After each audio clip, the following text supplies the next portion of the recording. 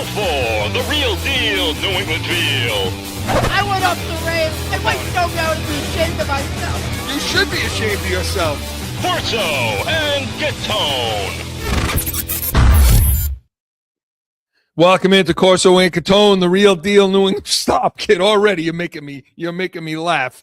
The real deal New England feel. I'm Corso. Catone's here.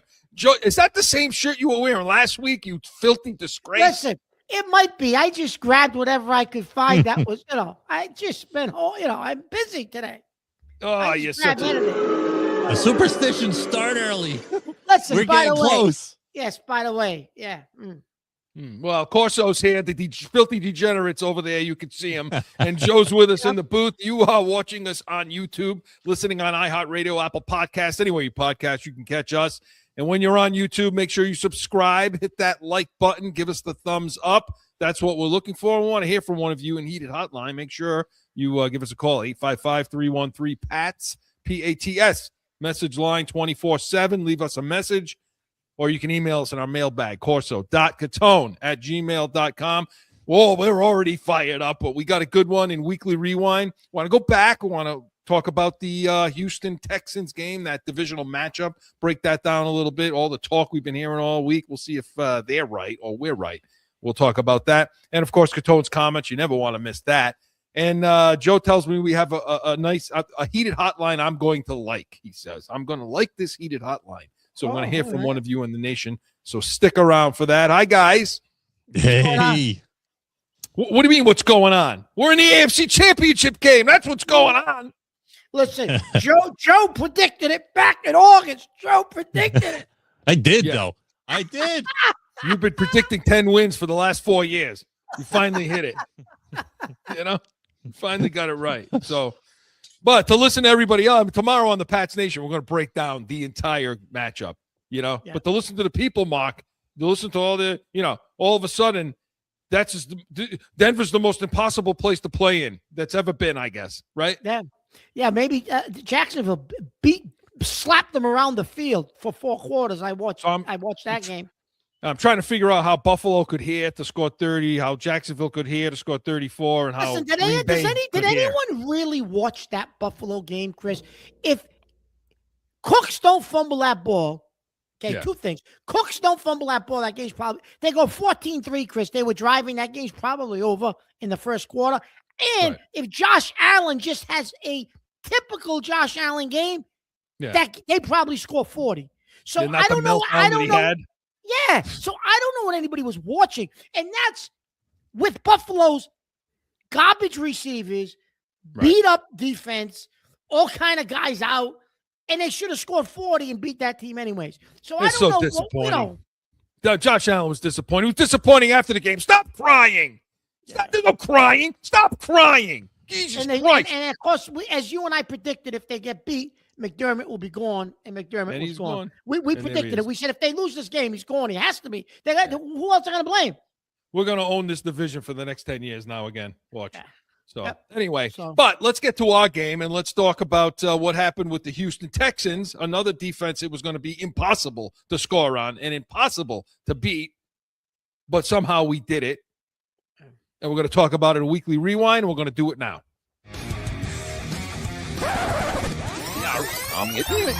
Going back through the week, about a Weekly Rewind. He's looking that way. He's throwing up the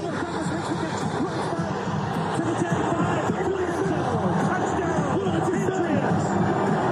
In trouble. That ball is up for grabs. Picked off. Back the other way, Jones. This one is off the hands and picked off. Hutchinson couldn't make the catch. And Craig Woodson did. Great case to snap. He lets him fight for Diggs. Stretching out. He makes the catch. Touchdown. Patriots.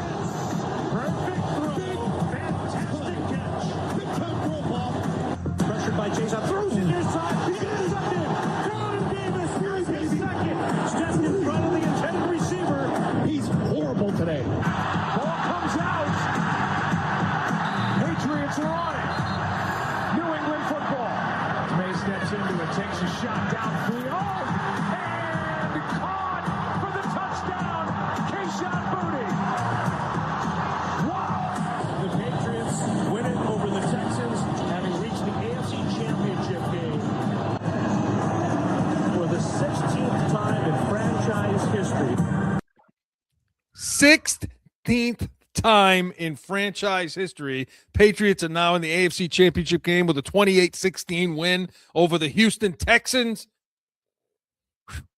Mark. Wow. Well, okay, let's talk about it. Let's talk about the offense first, okay? Yep. You got to start with May.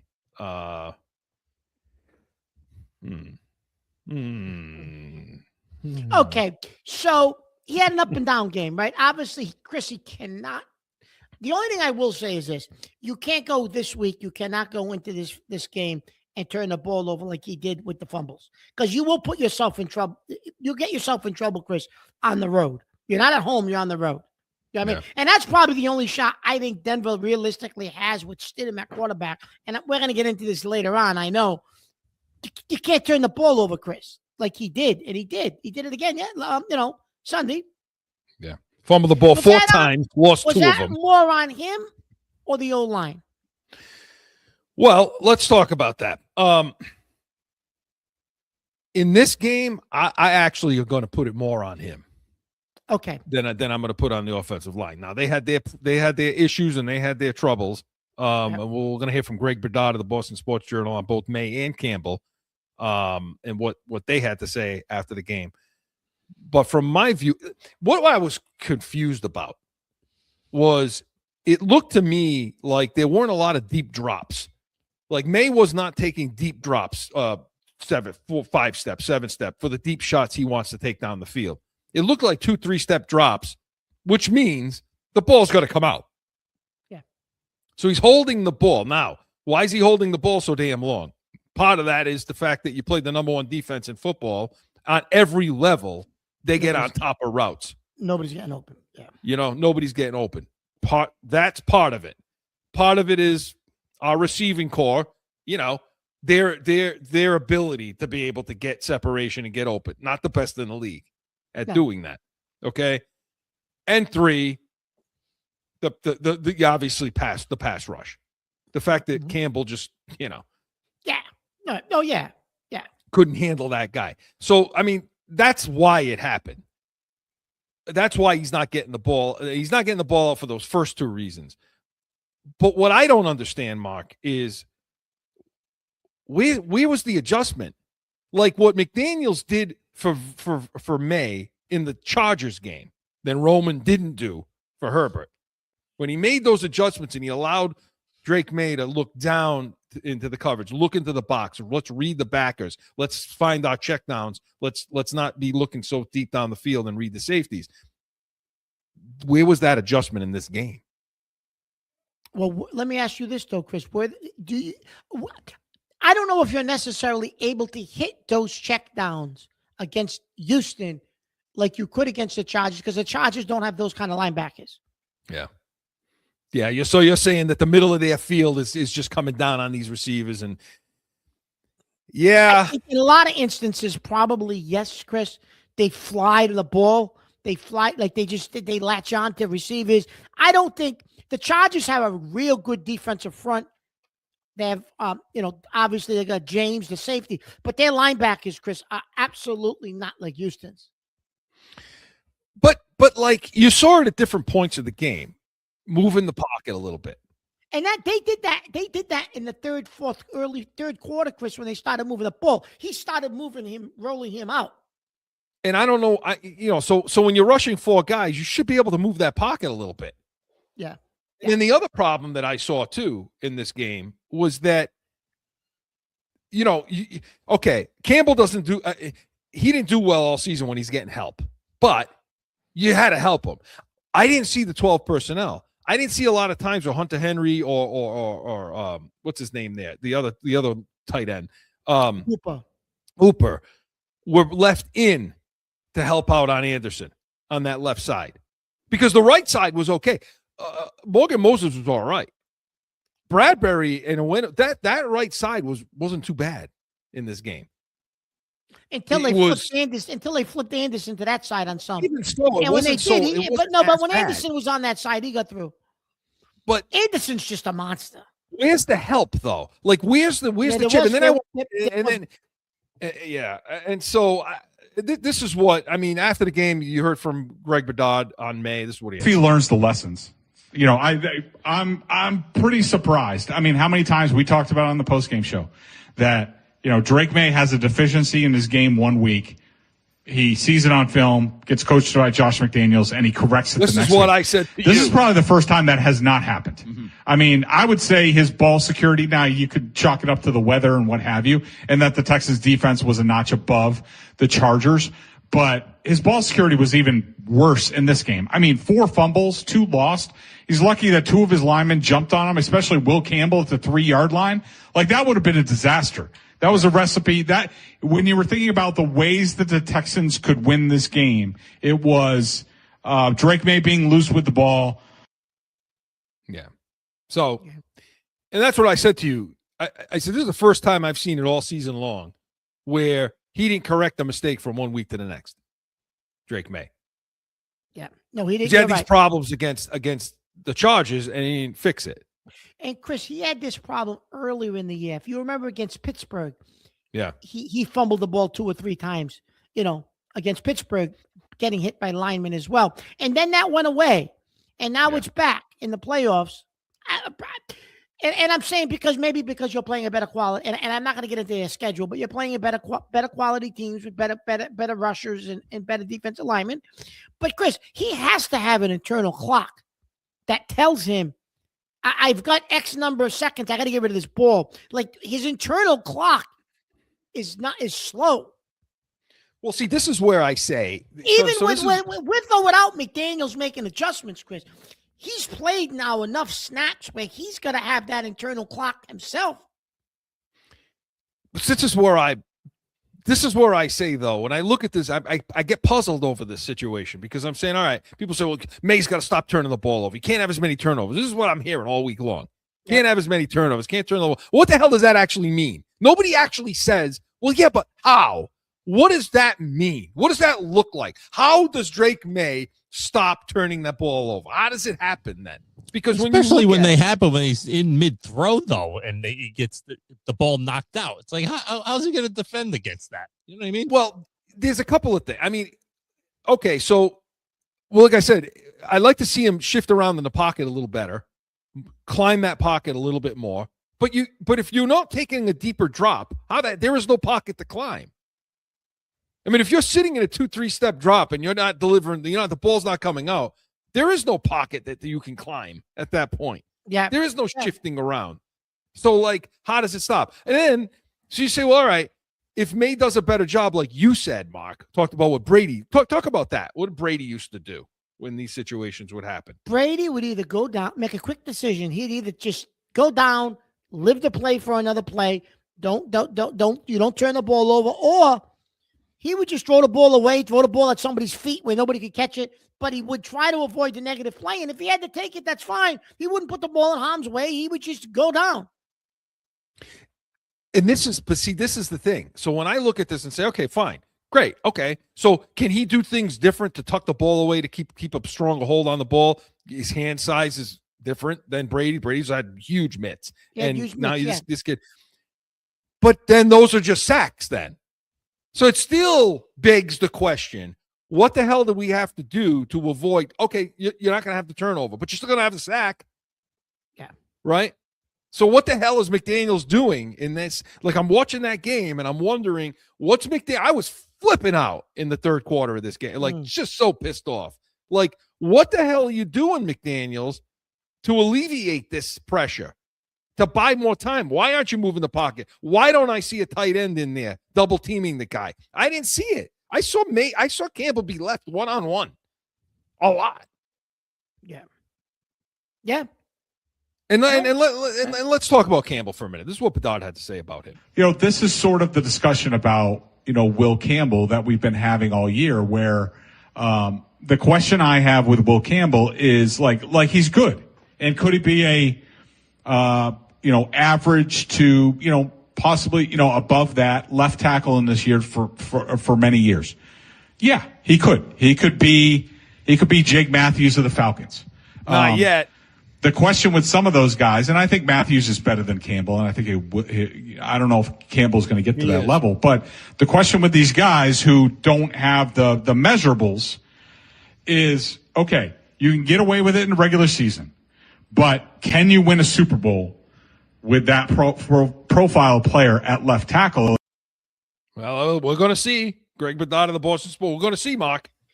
Well, Chris, I heard him also, when you did win a Super Bowl with him, I heard him compared to Matt Light this week, too. Who wasn't... Matt Light was better than him, though. Matt Light was pretty good tackle. Yeah, but he wasn't an all-pro. No, he's not an all-pro. He wasn't an all-pro. No, so but what they're saying is, can you get him up to that level? And he'll be serviceable, and you can win a Super Bowl with him as left tackle. I believe, Chris, and I firmly believe this, by year 3, maybe 4. I'm thinking one more year at left tackle. Kick into God. I'm thinking year 3, he's going to kick in the God. Wilson will be your starting center, and you're going to have to get a left tackle. Yeah, I think that's probably the way the direction this thing is going. And listen, he could be an all-pro guard, Chris. He could be the next Joe Tooney. Well, I'll end here. I'll say this. 2 things I'll say. When A.J. Brown shows up here next year, okay, you're going to see the ball come out a lot quicker, which means you're going to see less of an issue. People are going to think Campbell's playing better. It isn't that Campbell's playing better. It's the ball's out. Let me ask you this, though, before we go to commercial. With you, what you said about May dropping back, if he would drop it back a little bit further, but do you agree that, like, the fact that I think he might not drop back is because he actually sees in his peripheral that Campbell is always allowing someone to get by him in that spot that May would fall back to.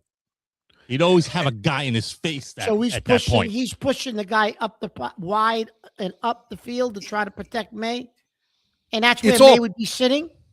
It's all planned. No, but it's all planned. Every play has a set drop. It has your set points for your tackles, where you set up, where you're trying to guide them. So every play is planned as to where you want to block him to, where the quarterback needs to set up, where's the release point going to be. You know what I mean?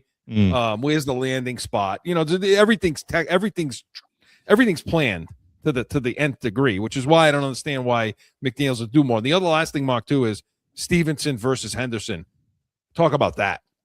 Oh, yeah, Stevenson, Chris, he definitely has to be on the field. That hurt them when he went out with his eye, Chris. He missed the entire second quarter. They were moving the ball, believe it or not, on the ground. Use the other eye. What is Joe? You got 2 of them, him, Joe. What is wrong with him? Really? Start like handing out pirate patches. It's like kidneys. I got another one. What? But Chris, we were moving the ball on the ground, believe it or not. Yeah. Until he got knocked out of the game, and then in the fourth quarter he started to get do it again. Henderson was bad in this game. Henderson Chris, he's not the type of running back in against a defense like that. You're not going to get wide on those defenses. He can't run in between the tackles, Chris. He can't. Right, and his chips were pitiful. There was one where Campbell got beat. He was bad in pass. He was supposed to chip, and he just wasn't good. So yeah, you're gonna need Stevenson versus Henderson now. Henderson may turn into this. He may become Gibbs. He may be that, but right now Stevenson can do it all, and he's playing really, really well. So that's what we see. That's what we saw happen in this game. I think that McDaniels will have to do a lot better in the next one. But this portion of Weekly Rewind was presented by the Pats Nation. Sundays, 8 a.m. Eastern. Tomorrow morning, we're going to be giving our full breakdown of the Denver Broncos and Patriots AFC Championship game. So you're not going to want to miss that. But when we come back, going to stay in Weekly Rewind, talk a little defense and so much more. No flipping. Sundays are for football. And here in New England, that means it's the Pats Nation with Corso and Catone.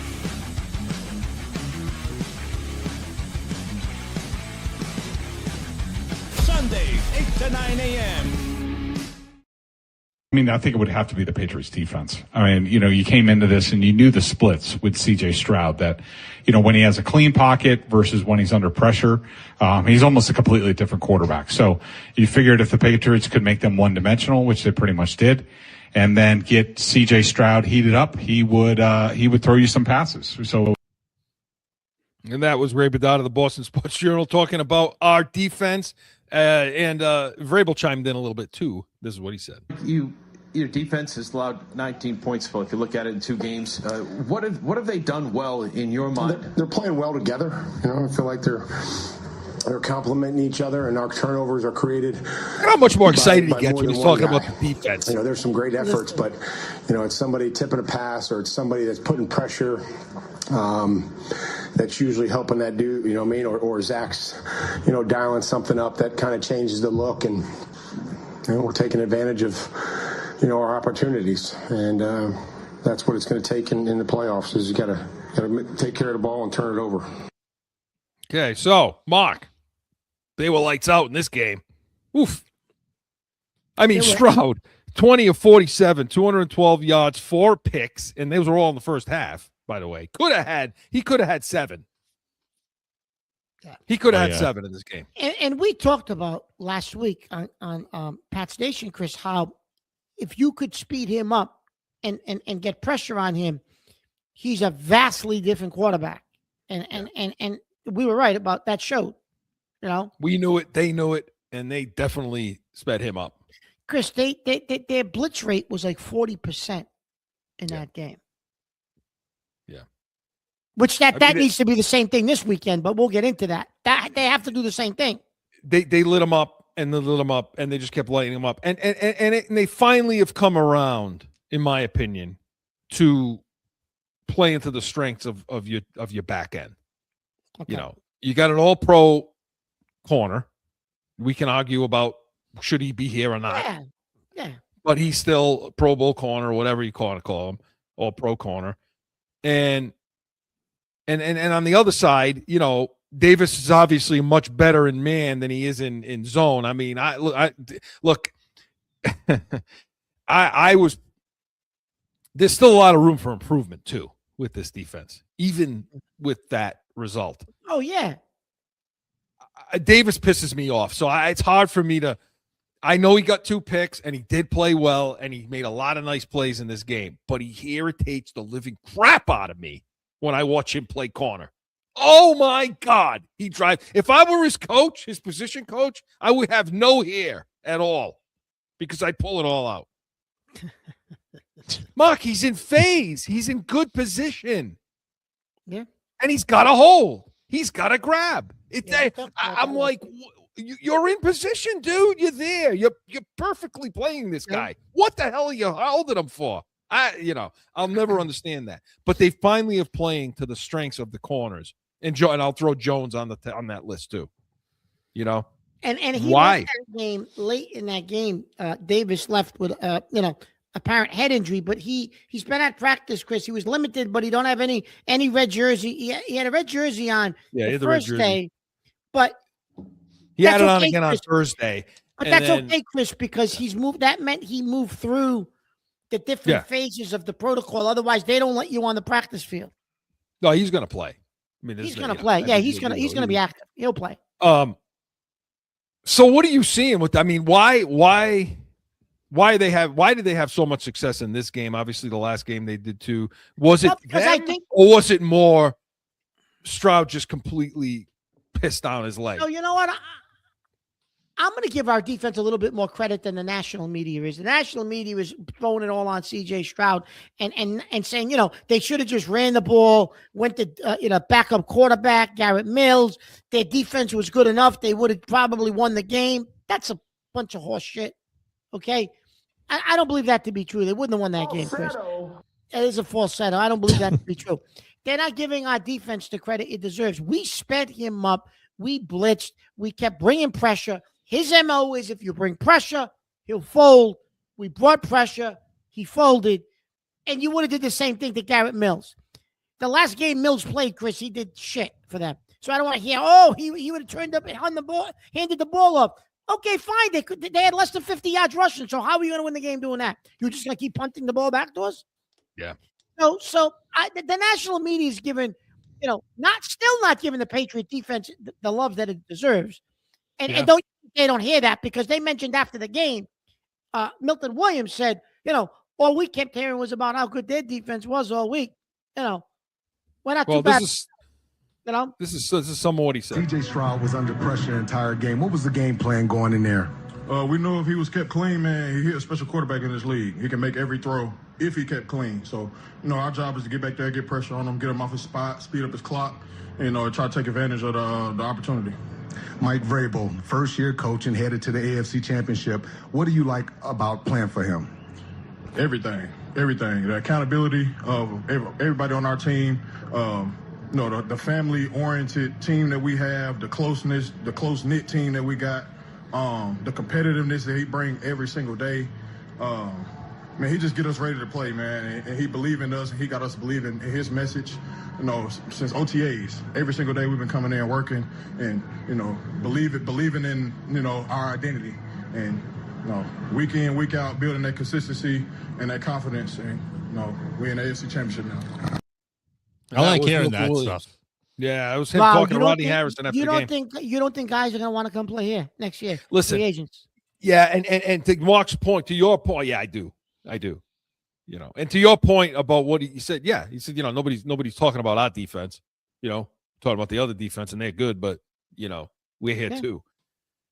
Yeah. Nick Caley had a terrible game. Oh, yeah.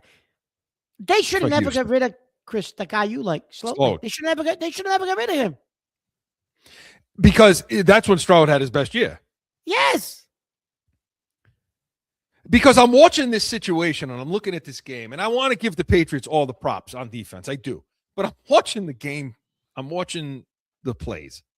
And I'm looking at this, and I'm like, okay. You run a play where you roll. CJ Stroud is just not accurate. He can't throw the ball. I don't know if it was I don't know what it was, but he can't deliver the. So you roll him to the left. Yeah. You get him on the move to his left, so he's now got to turn. What the hell? Yeah, so there were things that went on in this game from a coaching standpoint that I couldn't understand. But yeah, listen, the defense played good. On every level is playing better. We bitching about the middle of the field all season long, Mark. We have. And look, we can talk about the schedule all we want. It's over now. We've beaten two teams in the playoffs. I mean, don't get me wrong. Their tight end, Schultz, had that one big play. They got the ball out to him in the flat. He took off. It was typical Patriots not picking up the tight, not being able to run with the tight end. They dropped the coverage. But then he hurt his calf. So that did help us. It did. Listen, we got breaks. Nico Collins not playing. Huge break. Huge break. Schultz going out. Huge break. Huge break. The fact that Stroud evidently can't play in this weather. Big break. Okay, fine. But, Spillane, they're playing. Ellis is playing better. What I liked about what they did, too, is the flat foot reads from the safeties and the backers.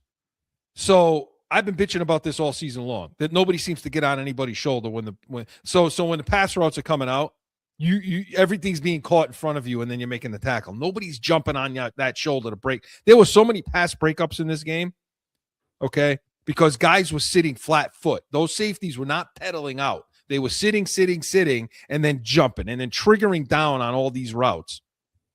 And I thought it was great. Woodson had a good game, Chris. Yeah, I thought Woodson had a good game. And again, Gonzalez had a great game. This is what Bedard had to say about him. He's been terrific, for the most part. I'm sure there are, plays here and there that he would want back. I think he got a little bit burned tonight, but it's hard.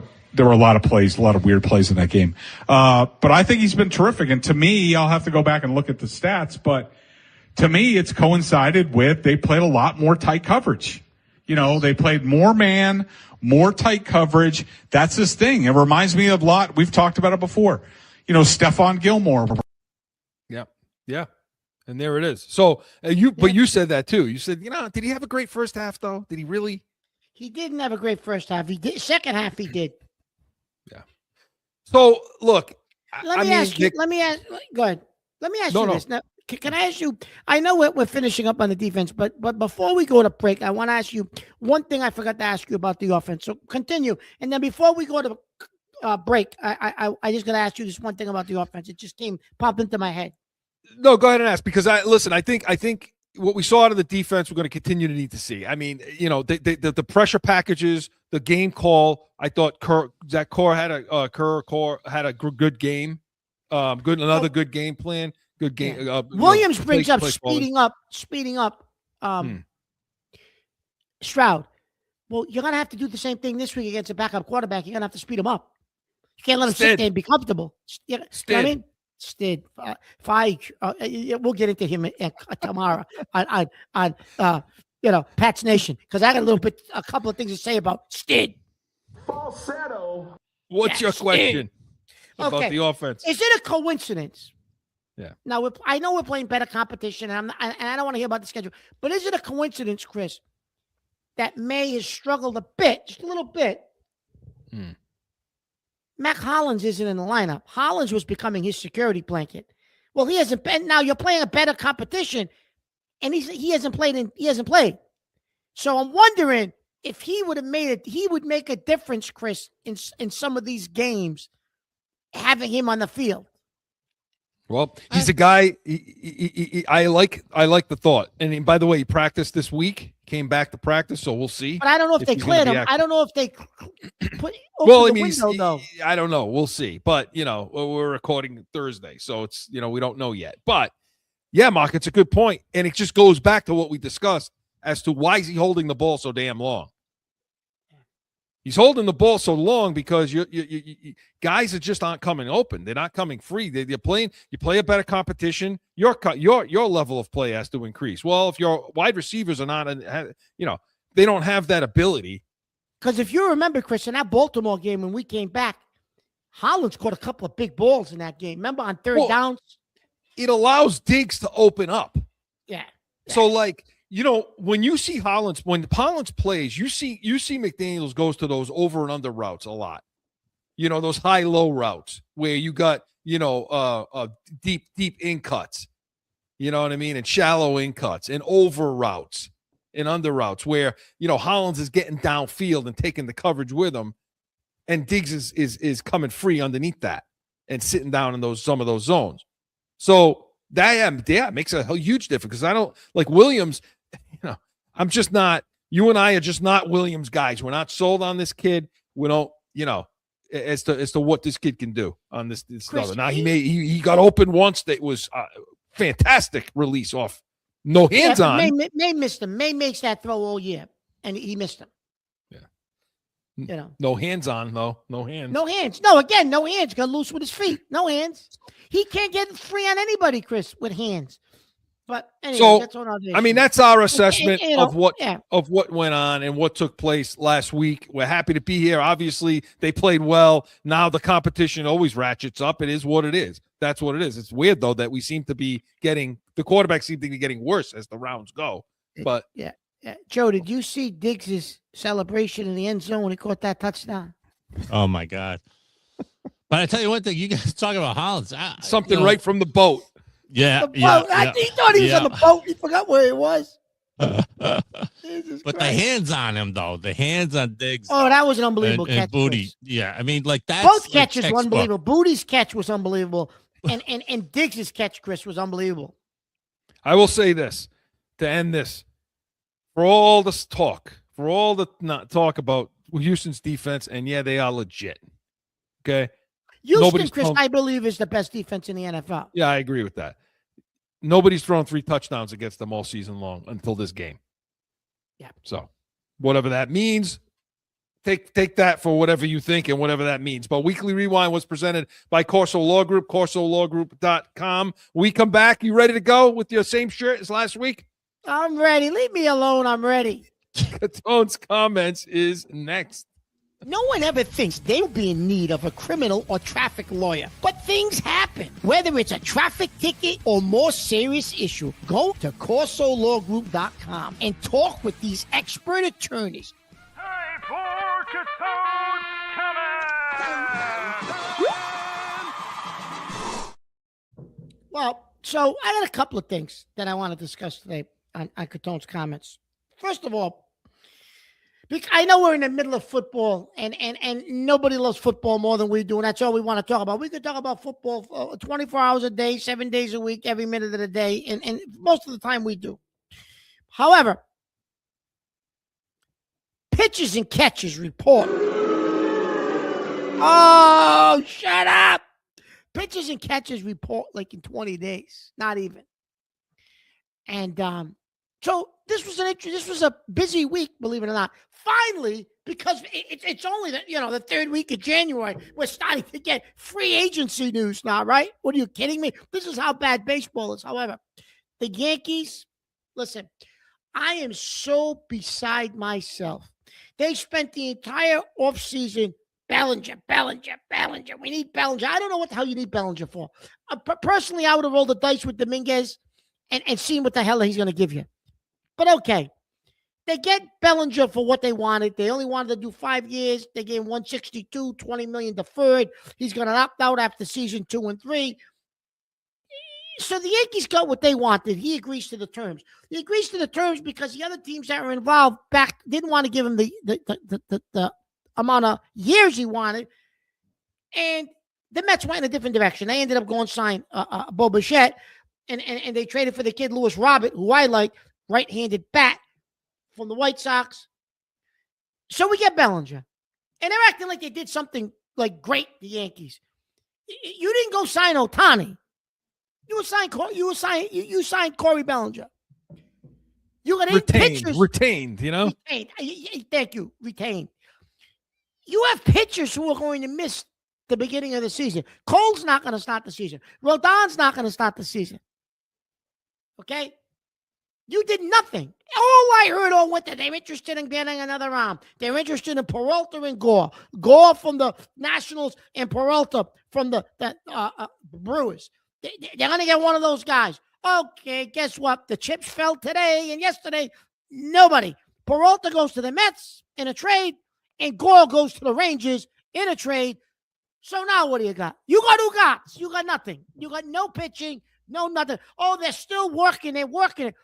Working what? You're not getting anybody. Those were the 2 guys that were out there that could be taken. It was going to cost you some prospects. I get it.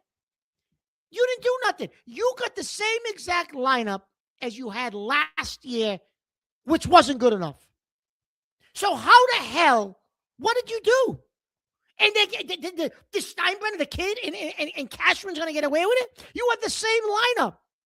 You got nothing else, nothing different, nothing new. What the hell do you think you're going to do in that division? Baltimore got better. I mean, Toronto, I would argue they picked up Dylan Cease, possibly a number 1 starter. They picked up the kid from Japan. Let's see what they are. The Red Sox picked up a bona fide number 2 starter in that kid from Phillies, Ranger Suarez. They didn't get any hitting.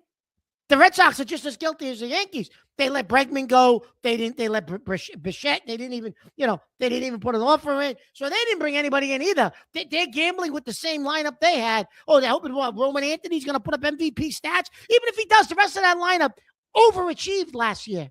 They're going to take a step back. Don't think they won't. And then see what the hell they end up being. I don't care how much pitching. They think they got the best starting pitching in the American League. But I don't think you're going to hit hitters. You got a couple. You got Roman Anthony, maybe 1 or 2 other guys. You got no hitting. So you better get great pitching. And my prediction is Chapman goes back to the old Chapman this year. See what he does. Chapman. You can only take so many performance-enhancing drugs to bring yourself back at a certain age. But don't tell me he wasn't juiced up last year, because he was juiced. So I don't get what the Yankees did. I don't even know if I can stand watching it this year. Watching them and agonizing myself through 162 games when you're going to roll out the same goddamn team. It's disgusting. And because all you heard all winter was these guys, they were in on this, they were in on Gore, they were in on Peralta, they were in on all these guys, and all these guys this week end up in other places. And the Yankees said, oh, we brought back, that's a good point you made, Chris. We brought back Bellinger. You didn't sign anybody different. You retained them. That's all you did. So what the hell did you do? And the last thing I got to bring up, I have to, and over the course of the next couple of weeks, we'll bring back the PC Minute. Oh my God! I don't know if anybody's watching the Providence Friars men's basketball team. College basketball's in full swing. This coach, they're undisciplined. They don't play smart. The other night, they're playing one of the bottom teams in the conference. Marquette is struggling this year. You've got a 2-point lead late. It's a tie game late. You got the ball with 16 seconds to go with a timeout in your pocket. They cross half court. Corey Floyd's got the ball. He shouldn't have the ball. Vox, the freshman, and Jalen Sellers, basically the last 5 minutes of the game were unstoppable. One of them needs to have the ball in their hand. Floyd's got the ball in his hand. Call a timeout and set up a play for one of those two guys. He doesn't call the timeout. He's got in his pocket. Floyd falls down, loses the ball, falls into somebody. They call a foul. They go hit 2 free throws, take the lead by 2, and you lose the game in overtime. And then in this press conference, in retrospect, I should have called the timeout. That's on me. No kidding, you should have called the timeout, you buffoon. You're a buffoon. He don't belong coaching at this level in the Big East. He does not. He belongs at like a George Washington, an Atlantic 10 school. He doesn't have the experience to coach at this level. It's another lost season for them. It's sad because I think this team has talent. If they had a coach, they'd be right in the middle of the big. They'd be right in the thick of it. I mean, they're not going to challenge, Connecticut, but they'd be fighting probably for, 3rd, 4th place in the conference and maybe a NCAA tournament bid. They're so poorly coached that they're not a smart team. They make the same mistakes over and over and over. Marquette, I think, had between 20 and 30 points off of turnovers. Marquette averages 74 points a game. They had over 100 points the other night. Your defense is terrible. You still haven't been able to figure that out. It's middle of January. You haven't figured that out yet. It's disgusting. And one last note. I have to bring this up because it was absurd. And I know this is a smorgasbord of topics, but Eddie Cooley from Georgetown, obviously the long-time Providence coach, they lose Saturday. And I don't know if you saw this, Chris, in this press conference. They're in the, as bad as we're playing, Georgetown's worse. They're last. They're in last place in the conference. They're like 1-6, 1-7, maybe 1-7. I don't know. They're like 9-9 on the season. And he goes to his press conference. And he says, we're 9-9 and we may be 1-7, but we're blessed. We're blessed, he said, as a basketball team. He said, we're blessed because there are so many other things going on in this world that are bad, that we're truly blessed as a basketball team and as individuals to be here. And I'm listening to myself and I'm saying, you stupid buffoon. You just talked yourself out of a job because you bet your ass at the end of the season, some donor, because they got money down there, is going to write a check and say, buy his ass out of here. Yeah, we're blessed to be in last place of the conference. Here you go. How much is the buyout? How much is that buyout? Here you go. Here's the check. Get rid of him. Get a coach in here that wants to win, that doesn't want to be in the goddamn basement. You're blessed to be in the basement? He might as well have just said, fire me. Because that's basically what's going to end up happening. They're never going to keep him after that statement. He made a complete goddamn fool of himself. You're Georgetown. This is Georgetown. This is Providence College. This is the Big East basketball. What the hell? That deserves a absolutely. I mean, what kind of stuff? No, I didn't hear that comment. Yes, that's what he said at this press conference. Yeah, you know what? It's like saying, don't look over here. Look over here. Don't look at this. Don't look at what I'm doing. They're going to buy him out of that. He sealed his fate with that. He made a complete. Well, I'll tell you, two things are going to happen in Providence, okay? Because, and by the way, it's the same stuff every game. I watch them. I watch the games because I have to figure out if I have to talk you in. And, every game I try to figure out, Joe, I'm like, hey, should we reach out to Mark tonight? Because, Providence is, and the same thing happens in every single game, Mark. It's it's end of games, end of game situations, end of half situations. I mean, I've never seen anything like it. I've never seen such poor timeout management. I mean, Missoula does it too, but I haven't seen such poor management of timeouts, sets.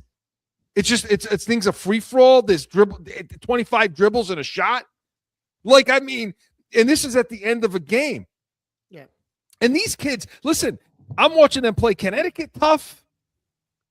I watched them play a lot of these games. Even tough. that game, Chris, he mismanaged down the stretch to blow that game. He did. Absolutely. You and I were talking during that game at the end. I'm like, are you kidding me right now with this? Like, what?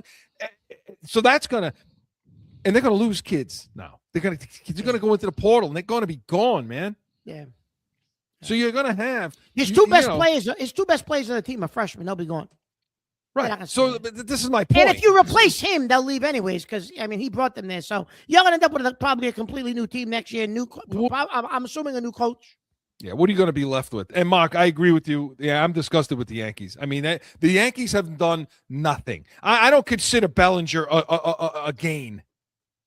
I don't consider retention a gain. I don't. Chris, without that retention, they have brought in not one player. Nothing. Nothing. And I thought Boston was worse, but they're not. The Yankees are worse. At least Boston brought in Suarez. They brought in the damn pitching. So they're looking at, I don't know who the hell's hitting the ball for them other than Roman Anthony. But like, okay. But what about New York? What about third base? What's the third base situation look like? What's the second ball? Okay, Chisholm. What's the second base, third base situation look like? What's your shortstop situation? Because I'm not sold on him either over here. The steps we thought he would be making, Volpe, he hasn't made. So you're relying on that. What are you going to do with Dominguez? Got to put him in center where he belongs? No, they gave Grisham that arbitration money, so now he's back for another year when they should have let him walk.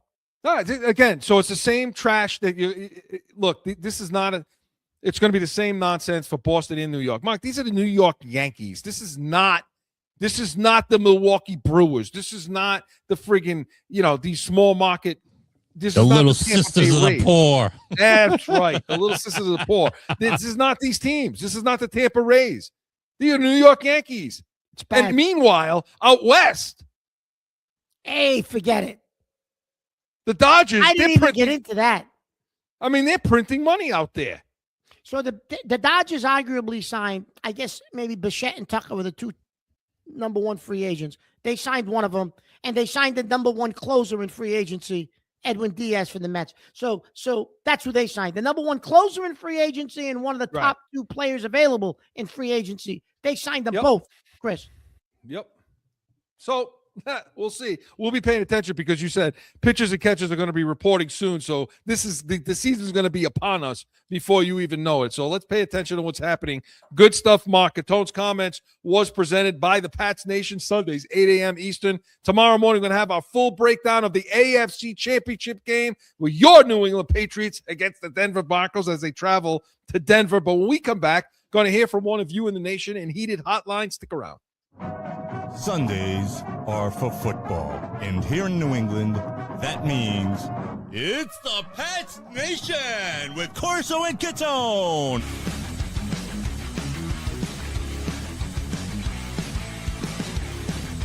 Sundays, 8 to 9 a.m. Again with more Corso and Catone, the real deal, New England feel. All right. It's been by. We haven't had it for a bit. We haven't heard. Well, Joe's just been incorporating them into, our topics. Yeah. So we have one today, Joe. Are we ready? Oh, we're ready. Are you ready? Let's hear it.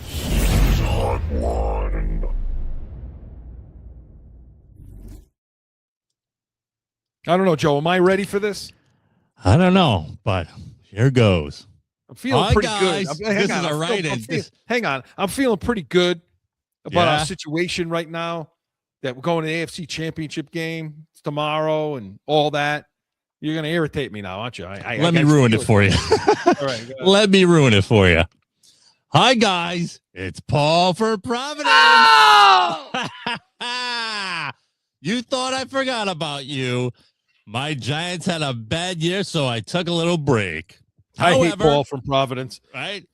He writes, however, I'm so sick of you Patriot fans. You had the easiest schedule in like 100 years. You get to the playoffs and the Chargers are missing half of their offensive line and they're starting running back. Then you play Houston, who is without their best wide receiver, and they lose their tight end in the first quarter. Now you face a backup quarterback in Denver to go to the Super Bowl. You ought to be ashamed of yourselves. Not so fast, gentlemen. This won't be easy. This won't be an easy game, and the revenge of Stidham will happen. Denver by 6 is my prediction. Oh, and P.S. John Harbaugh is coach of the Giants. Big Blue is back, baby. I love it. Hey, at least he's not dead, right? He's such a jerk. At least he's not dead. We thought he was dead for a bit. That doesn't even deserve a boo. That deserves laughter. You know, Big Blue. You know, Big Blue. He's still mad that DeVito's on the bench over here. Does he understand Harbaugh's a dinosaur? I don't like you, Paul.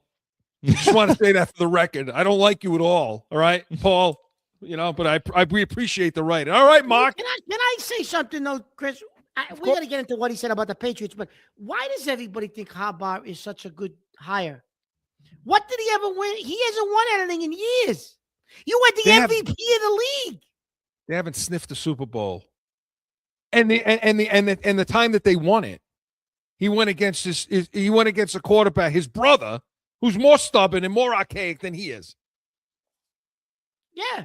So, okay, maybe he'll bring you back to respectability. Maybe you'll get a wild card, Paul. But if that's all you're looking for out of your Giants, good luck to you, because you ain't getting anything else out of Harbaugh. Here's why. Since you brought this up, Paul, okay, this hardball nonsense, this is why. Because you look for a head coach. Last year, everybody kept talking about, well, you want to get an offensive head coach. You want to get somebody in here that has an offensive mind, and therefore you don't lose them if the team's successful, blah, blah, blah, all that. Or, you know, got to get a defensive guy. You're starting to see that trend. You know, the Vrabel's coming in. There's a couple other guys that have been hired and down in Miami and so on. The kid from the DC from the Chargers just got a job, I think, right? Yeah, he did somewhere. Yeah. Yeah. What the hell does Harbaugh bring to the table? What special teams? He was a special teams coach. So what's his expertise, man? I will say this about him. He's a disruptor. He'll disrupt your season, but it's like, don't you want your season to be going to the Super Bowl instead of like disrupting other teams? That should be the goal. Right? Yeah. Yeah, I think listen, I think both Harbaughs are outdated now. I think Jim Harbaugh, you and I, Mark, are the only two that were on it. Yeah. Before that Chargers game. Everybody else was well, whatever to him before that game. I don't think the Harbaughs. I don't see the Giants. No. I mean, they got some talent. We'll see. I mean, obviously he's a leader of men and people like him. No, he'll build a culture. He's a leader of men. He will. So I don't think Jackson liked him too much at the end. No. Now, Chris, let's get into the rest of his comments. This fool. Yeah. All right, go ahead. You go first. The easiest schedule. He's talking about the easiest schedule in 100 years. And then he's talking about all the, the fact that, we had an easy road because of, who was out for the Chargers and who was out for the Houston. And now he's saying we're playing a backup quarterback. Listen, all you can do is play who's on your schedule and win as many games win as many games as you can. I mean, what you're going to penalize us for beating who's on our schedule, who we're facing every week? Listen, these are playoff teams you're playing. They're good teams. We ain't playing the little sisters of the poor here. Chris? Yeah. Listen, I'll give you some of the schedule and say, yeah, okay, New England's had the easiest schedule in, I don't know, 50 years, whatever, 40 years, 30 years, I don't know, whatever. But they're not the only team that had some easy schedules. I ran down the list last week. I don't have it available again, but I ran down the list of the quarterbacks that Houston played. Okay. And they weren't facing Brady and Manning all season long. And neither was Denver. And neither is Denver. And by the way, Denver, for all how great, Denver's defense and 30 points to the Bills, 34 points to the Jaguars, 26 points to the Packers. I mean, look. That defense for Denver, Chris, was the number one defense in the NFL. And if you look at them from the end of November until now, the Patriots statistically are a better defense. Denver, it's almost like that defense hit a little bit of a cliff and went over the cliff. they're not the same defense they were earlier in the year. Yeah. So what are the other points he makes? Stidham. Easy schedule, 100 yeah. We'll get to Stidham in a second. Houston's without their best wide receiver. Okay, I get it. So let me ask you something, Paul. Okay, just so I, you think Nico Collins makes the difference last week? No, I get it. It was 21-16. It was a 5-point game because of how bad our quarterback was playing, how bad, the turnovers and all that stuff. But you don't think Gonzalez would have a day in that weather against Nico Collins? Yeah. You think CJ Stroud was all of a sudden going to be that much better just because Nico Collins is on the field? I don't know if you know what you're looking at then. And so, again, yes, New England is getting breaks. They are. They're getting breaks with injuries. Like you said, the tight end went out in the first quarter, the first series, whatever it was, and he never came back. But I'm pretty sure that the Chargers were at full strength, weren't they? Except for the offensive line, they weren't. But the offensive line has been hurt all season. Yeah, and their running back was out. But he's been out half the season, too. They've been out all season long. Yeah, and the running back's been out half the season, too. So, okay, Houston had a break with one of the – okay, again, the schedule goes away when you win in the playoffs, okay? He's just pissed off because the Giants sucked enough where they can't make the playoffs. So by the way, they came in here and we slapped them around like rag dolls. Smacked the shit out of that team, okay? All day long, up and down the field, okay? So, what are you going to tell me? So if Scatterboo was there, they would have won? Okay. Yeah. The problem with Paul, your problem is, Paul, is your whole world is the regular season. That's it. Your whole world is our world is not the regular season. Look behind me. That's our world. That's the world we live in. Right there. We live in a world of banners. We put banners up. And we don't put banners up for winning the division. We put banners up for winning the whole thing. Okay? So don't talk to me about the schedule. Because what's going to happen? What? If they, okay, because you're playing, all right, get to Stidham now. What's his point on Stidham? He says that don't sleep on Stidham, and he thinks that Denver beats us by 6 with Stidham. Okay. With Stidham. Give us a preview then, Mark, right now. Okay, because we're at the end of the show. So give us a little preview of what we're going to talk about Stidham tomorrow on the Pats Nation. Or what are we going to say about Stidham tomorrow? What are you going to say about him? He hasn't thrown a pass, Chris, since 2023 in a regular season game. Everyone, look what Nick Foles did. But Nick Foles played, Chris. The last 5 games or 6 games of the regular season when Wentz went out, he played the last 6 games of the regular season, played through the entire playoffs. He had like 9 games under his belt before the Super Bowl. He played. He didn't just. And the Philly special was in illegal formation anyway. I don't want to hear about that either. Well, that's a whole other issue. I'm not going to get into that because they'll say it's sour grapes. But so it's not Nick Foles. It's not. That's a different situation. Stidham, Chris, everyone keeps referring to the Kansas City and San Francisco game that he played with the Raiders. He dominated. Dominated what? He played against backups for the Kansas City Chiefs. Go look at what the Chiefs lineup was that day. They were backups. He threw 2 touchdowns and an interception. He threw for 200 and something yards. What did he do? When was that again? Backups. 2020 with the Raiders. 2023. Right. Then he played against the 49ers. Yeah, he played okay. He did have a good game. He threw for like 300 and something yards. He did. 3 touchdowns, 2 picks. 3 touchdowns, 2 picks. So, what the hell did he, the Denver Broncos. If he throws 2 interceptions Sunday, tomorrow, I guarantee you they lose the game if he throws 2 picks. The Denver Broncos punter, running back, and wide receiver have thrown more passes than this kid has thrown in the NFL in 2 years. In 2 years, yeah. The only quarterback. I don't care what he's done in practice. He's prepared. He's been prepared to be the starter. I get all that. And maybe he has. And maybe Sean Payton has done a great job preparing him. They keep bringing up Teddy Bridgewater. Well, Teddy Bridgewater started in Minnesota. So then when Breeze got hurt in New Orleans, Bridgewater had started somewhere else. He was a starting quarterback. Teddy Bridgewater had a resume. Yes. This kid doesn't have a resume. And if I heard anything else about Manning, Sean Payton, and how he's a great OC and prepares quarterbacks and blah, blah, blah, blah.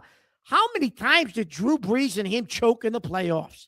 Yeah. The best record in the NFC. Loss. Yeah, they won a Super Bowl. One. They got one.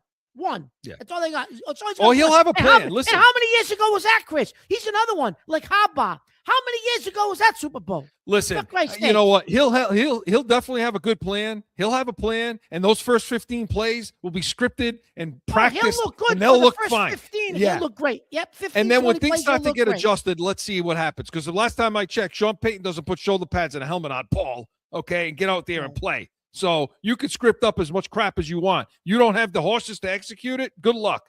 You know, that's what I think of Stidham. You're just sour grapes because your team stinks. The New York Giants stink. They're going to stink again next year. They're going to stink the year after that. They're not going to sign Dot. He's going to get traded. They're going to fire Harbaugh in 3-4 years. They stink, and they're always going to stink. That's the way I see it right there with those stupid New York Giants. I don't want to hear about the Giants. That's it. Corso and Catone was presented by the Pat. I'm not even thanking him for the thing. Corso and Catone was presented by the Pats Nation. Sundays 8 a.m. Eastern. Tomorrow we're going to have our full pregame breakdown of the AFC Championship game against that Bronco team. Sunday spread. We're going to make you a little bit of money and come back next week, noon Eastern. We're going to have a recap of this Broncos game. A hopeful look ahead to Super Bowl 60, and we're going to get back to B's and C's, Catone's comments, anything you bring to the table, we will be ready. We are Corso and Catone, the real deal, New England feel. See you next Saturday. Now find Corso and Catone on AM 790, The Score, iHeartRadio, iTunes, wherever you podcast, or subscribe to the YouTube channel and catch the chaos every Saturday at noon.